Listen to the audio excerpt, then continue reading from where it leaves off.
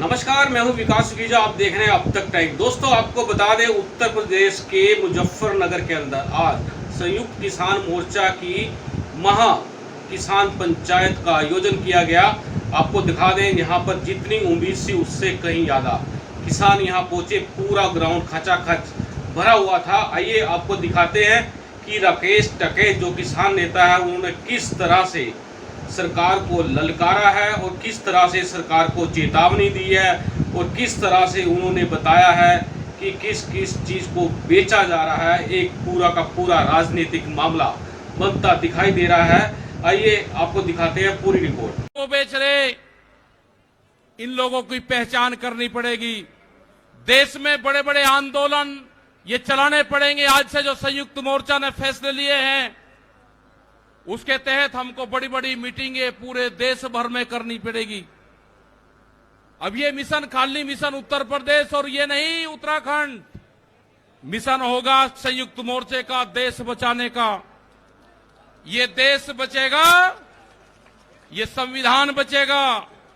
आज लड़ाई उस मुकाम पर आ गई कि देश के जो नौजवान हैं, जो 14 करोड़ लोग जो बेरोजगार हमारे साथी, हमारे बच्चे हुए हैं, यह आंदोलन उनके कंधों पे है।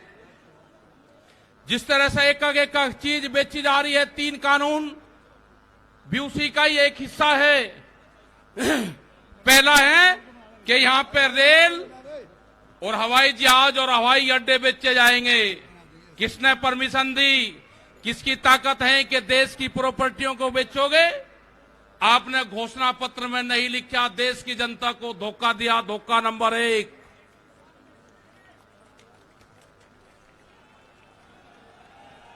धोखा नंबर 2, धोखा नंबर 2, बिजली बेचेंगे, प्राइवेट करेंगे बिजली को। ये धोखा नंबर 2 कहीं घोषणा पत्र में नहीं लिखा।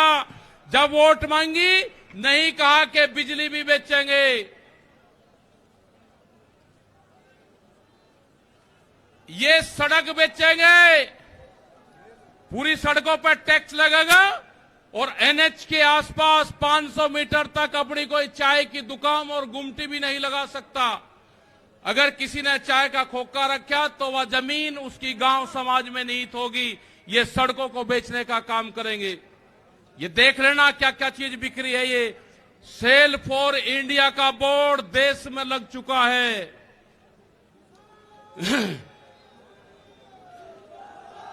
ये है एलआईसी, जो बड़ी कंपनी देश की, बैंक, ये सब बिखरे हैं। इनके खरीदार कोई और नहीं है, खरीदार अडानी और अंबानी हैं। ये बिखरे हैं सब। एफसीआई की जमीन, जहां पे हमारा भंडारण होता था, वे पूरी जमीन, पूरे गोदाम अडानी को दे दिए गए हैं। पूरी एफसीआई के जो गोदाम हैं अडानी के कब्जे में हैं। आपके पास में, भारत सरकार के पास में कोई भी गोदाम अब नहीं बचा है।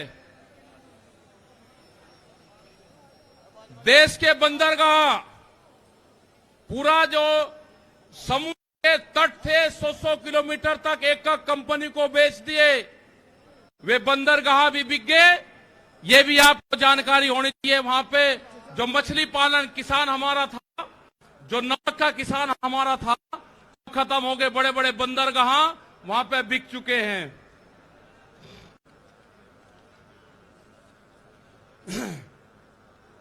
ये जल को बेच रहे हैं। जल का पूर्ण रूप से प्राइवेट कंपनियों को नदियां बेची जा रही है। जो नदियां, जो जल हमारी जीवन रेखा होती थी, उनको बेचने का काम पूरे देश में करा जा रहा है।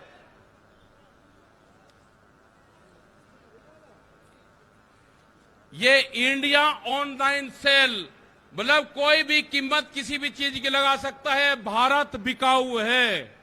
ये भारत सरकार की पॉलिसी है। अब खतरे में कौन कौन है? ओएनजीसी, बीपीसीएल, इस्पात, शिक्षा, प्राइवेट जो चिकित्सा हो रही है, और देश के संविधान भी खतरे में है। जो बाबा भीमराव अंबेडकर का संविधान था, वो भीड़ में बता जा रहा है, हम उसको भी बता रहे हैं कि बाबा भीमराव अंबेडकर का संविधान भी खतरे में है, उसको भी बचाना है। और ये खेती किसानी जिससे ये आंदोलन शुरू हुआ, ये खेती और किसानी भी बिक्री के कगार पे है। हमारी समझ में जब आया, जब देश की खेती बिकने के कगार पाई, जब ही आंदोलन शुरू हुआ। उसके 3 कानून 9 महीने से किसान आंदोलन है वो करने को तैयार नहीं है। आज हालात ये है कि आपका 10 साल पुराना आगे के 10 साल पुराना ट्रैक्टर नहीं चलेगा, वो भी इसी में ही आता है। आपको बैंक में कर्जा आप दुगना ले लो, आपको बैंक दुगना कर्जा दे देगा। आपको बैंक कहेगा कि गोल्डन कार्ड बना दिया, आप कर्जा ले लो, फसलों के भाव नहीं आपको देंगे। हम जिस जमीन पर आए हैं, ये जमीन उत्तर प्रदेश की जमीन, और जहां पे मुजफ्फरनगर का जो क्षेत्र है, ये गन्ने की बेल्ट है पूरी। क्या इन लोगों ने ये नहीं कहा कि जब अगर हमारी सरकार आएगी तो हम 450 रुपए गन्ने का भाव देंगे? ये कोई भाव देने को तैयार नहीं है। यहां पे सरकारें पहले भी आई जिन्होंने 80 रुपया रेट बढ़ाया, दूसरे वाली सरकार आई 50 रुपए रेट बढ़ाया। क्या योगी सरकार उन दोनों से कमजोर है? 1 रुपया रेट नहीं बढ़ाया। हमारा 12,000 करोड़ रुपया से ज्यादा आज शुगर फैक्ट्री पे सरकार पे बकाया है। अगर हम मांगते हैं तो कहते हैं जी ये राजनीति कर रहे हैं। अगर ये मुद्दे उठाने राजनीति है तो ये मुद्दे यहां के लोग उठाते रहेंगे। हमें बहुत तरह के एलिगेशन लगाए गए। हम 9 महीने से वहां पे हैं, आप लोगों के बीच से वहां पे गए। आप बहुत जिम्मेदारी के साथ सिर्फ संयुक्त मोर्चा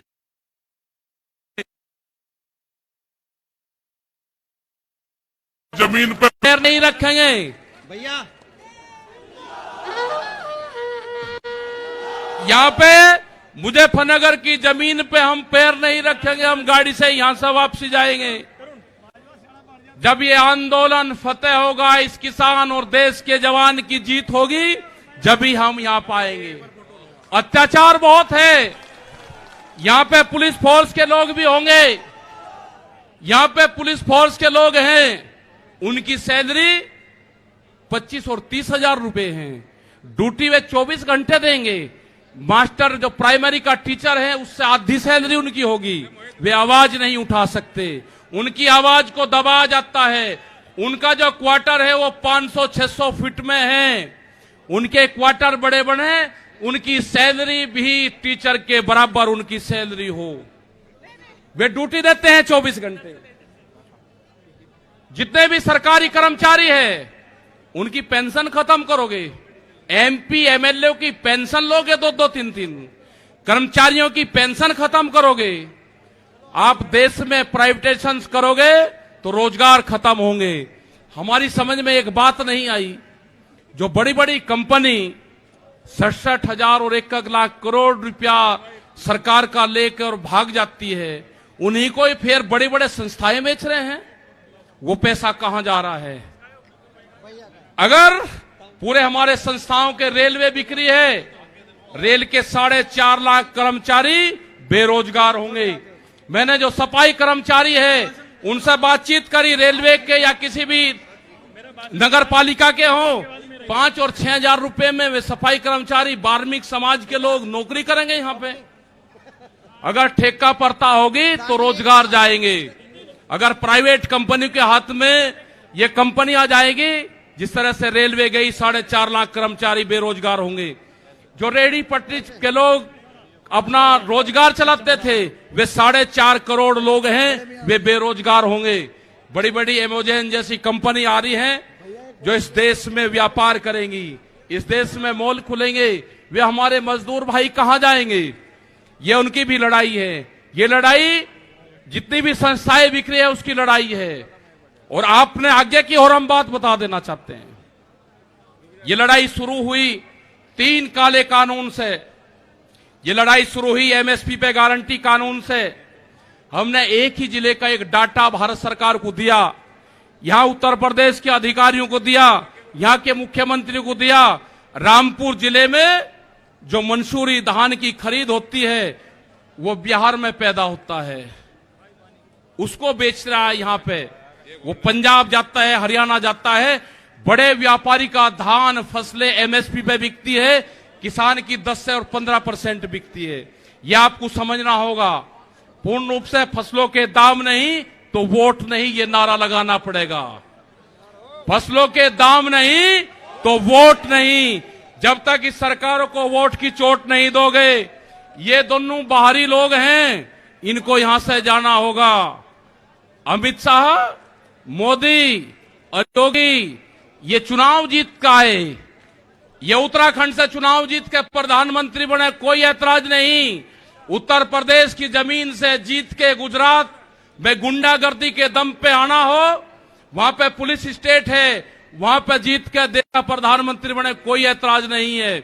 लेकिन उत्तर प्रदेश की जमीन पे ये दंगा करवाने वाले लोग हैं, इनको यहां पे बर्दाश्त यहां की जनता नहीं करेगी। ये मिशन जो संयुक्त मोर्चे का है ये तय हो चुका है और हम मोर्चा नहीं छोड़ देंगे। अगर हमारे शहीद होना पड़ेगा तो हम मोर्चे पर होएंगे, या तो जीत का आएंगे, बगैर जीते नहीं आएंगे वापसी।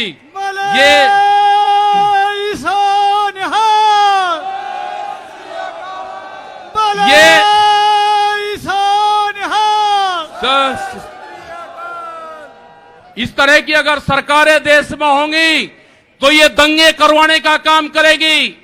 पहले भी नारे लगते थे जब टिकैत साहब थे, अल्लाहू अकबर, अल्लाहू अकबर, ये नारे लगते थे। हर हर महादेव और अल्लाहू अकबर के नारे इसी धरती से लगते थे। ये नारे हमेशा लगते रहेंगे, ये नारे हमेशा लगते रहेंगे। दंगा यहां पे नहीं होगा। ये तोड़ने का काम करेंगे, हम जोड़ने का काम करेंगे। किसी गलत फहमी में मत रहना। ये देश हमारा है, ये प्रदेश हमारा है, ये जिले हमारे हैं। आप तैयार रहना।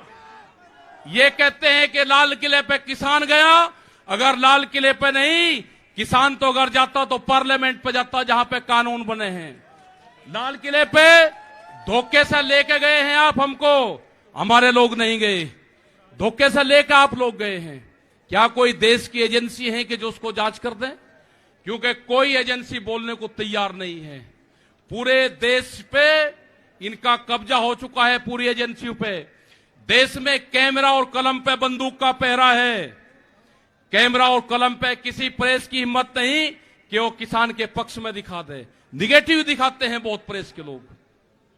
तो इन सब लोगों का आपको ध्यान रखना है। ये आंदोलन जारी रहेगा। वो 28 तारीख की जो काली रात है उसको आप याद करते रहना। हम वहां से हटेंगे नहीं, किसी भी कीमत पर वहां से जाएंगे नहीं। देश के नौजवानों का रोजगार का सवाल है। 450 रुपया क्विंटल गन्ने का इन्होंने भाव की बात करी थी, वो चाहिए हमको। हमको फसलों पे एमएसपी की गारंटी चाहिए। प्रधानमंत्री ने कहा कि 2022 में फसलों के रेट दुगने होंगे, आमदनी दुगनी होगी। 3 महीने की बात रहेगी है। 1 जनवरी से बिकने वाली फसलें दुगने रेट पे बेचेंगे। ये प्रचार हम करेंगे। हम जाएंगे देश की जनता के बीच में।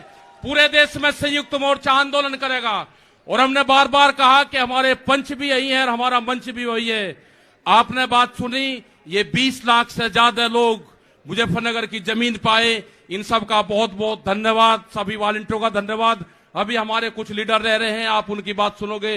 धन्यवाद। जय हिंद, जय भारत। वाहेगुरु जी का खालसा, वाहेगुरु जी की फतेह। बैठो बैठो। धन्यवाद। ये हमारे